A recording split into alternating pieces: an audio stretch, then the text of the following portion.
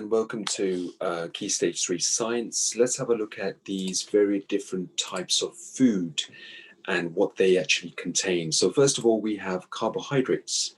So carbohydrate type of foods are very starchy and sugary foods, such as potatoes, bread, cereal, and also cakes as well.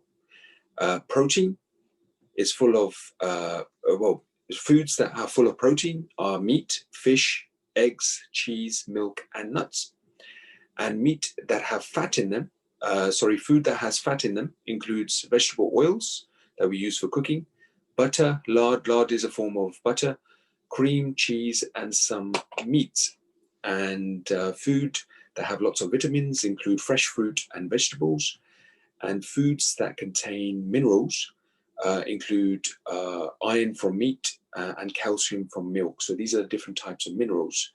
And fiber foods are cereals, fruit, and also vegetables as well. Okay, so some of the carbohydrate food, full of carbohydrates, also include unhealthy type of foods such as, sweets and chocolates and cakes and biscuits and so on as well.